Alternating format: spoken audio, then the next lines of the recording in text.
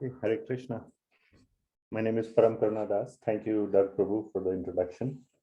So, I have a very short topic to present. I'm just building a sort of an Excel spreadsheet kind of a database. So, I just wanted to introduce that.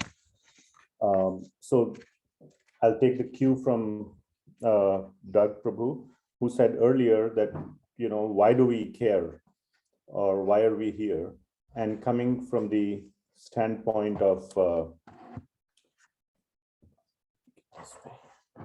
Srimad-Bhagavatam, the purpose of Srimad-Bhagavatam is to inspire humankind to take to devotional service.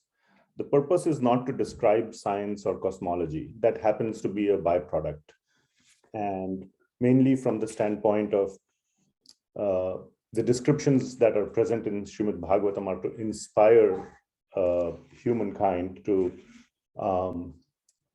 glorify and to understand the grandeur and the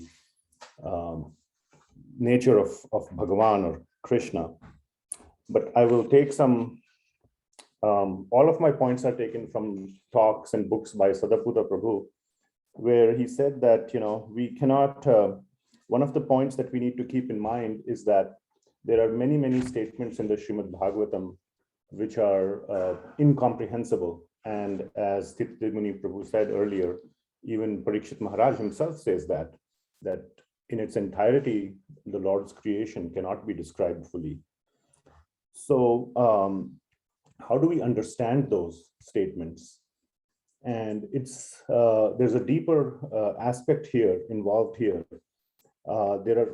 Since the purpose of Srimad-Bhagavatam is to inspire humankind to take to devotional service, they must be convinced that Krishna is real, that his name or chanting his name is the process, especially for Kali Yuga, and all the aspects, all the processes of sadhana that are described in Srimad-Bhagavatam are very real. Why should people take to that truth? Why should people consider that that is the process? Why can't people just continue with their materialistic life? So then the question becomes, what about everything else that is in the Srimad-Bhagavatam? One cannot take things from the scripture selectively. Either the whole thing is correct and should be accepted as the absolute truth, or the whole thing should be rejected. We cannot piecewise accept portions and piecewise reject or discard portions. And this is where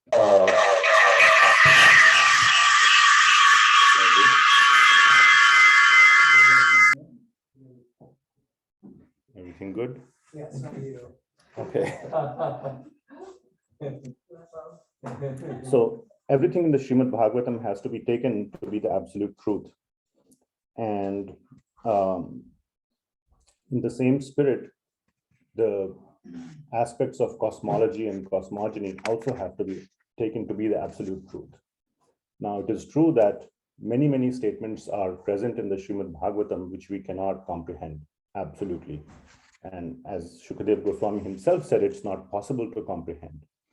But still, it's our, the humble effort of all the devotees gathered here and all over the world that are trying to, out of their own interests, serve Krishna and serve Srila Prabhupada by engaging their intellect, their skills into making sense of the statements in the Srimad-Bhagavatam, which are the absolute truth. So as Srila Prabhupada said, it is very, very important for us to connect our understanding of material nature, which we see through our eyes, through the Pratyaksha Praman, and see how that connects with the Srimad-Bhagavatam, because the starting axiom is that the Srimad-Bhagavatam is the absolute truth. Otherwise, why are we even chanting the name of Krishna? Because that also is said in the Srimad-Bhagavatam. But if, as I said, everything is to be taken or everything should be rejected. So in that spirit, there are so many statements in the Srimad-Bhagavatam about cosmology and cosmogony, and many of them are, in the hands of the able scientists and the audience gathered here for, to uncover, and it may not be possible to uncover it in the next 50 years or even the next 5,000 years, or maybe never. But still, this is a way in which the devotee scientists can engage their skills. As Rupa Goswami said, offer your best to Krishna. Whatever best you have, you offer that. If you have $1 million, there's no point in offering $10. You offer, the best that you got. So the scientists, the best thing that they have materially is their intellect, and they can offer that. So in that spirit, I'm not a scientist. I'm interested in Srimad-Bhagavatam. So as I'm reading the Srimad-Bhagavatam, I'm noting down, especially from the second and third cantos, certain points that are related to cosmology and cosmogony, and writing them down in a sort of a spreadsheet with the verse number and certain pertinent points that are made by Srila Prabhupada in his purports. I also am reading the purports by Sri Vishwanath Chakravarti Thakur, which have been so nicely made available to all of the devotee community through the translations by Bhanu Swami Maharaj. And so trying to put down those things together to offer a sort of set of clues, Prabhuji, I was having a conversation. It's just a set of clues, a set of guidelines, or a set of just points to guide the work that the scientists are doing, and to see, okay, because the Bhagavatam has not been written in a way to help the scientists figure this out. The Bhagavatam has been written in a way to inspire devotional service. But since the scientific community is engaging in this effort, they can use these clues, they can use these points, connect them together, and see how it all potentially makes sense, and get a small insight into Lord Krishna's grandeur and his magnificence in the creation of this material world. So that's what I'm doing. There's this Excel spreadsheet, or a Google spreadsheet rather, where I'm just making notes as I'm going along. That will be made available through the minutes or the proceedings of the conference that will be sent out by Prishni Mataji.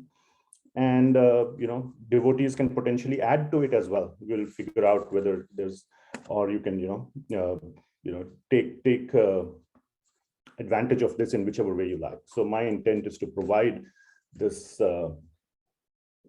whatever effort that I'm doing out of my own reading, and make it available to the entire devotee community and use it in your scientific pursuits. So that's my intent. Thank you so much.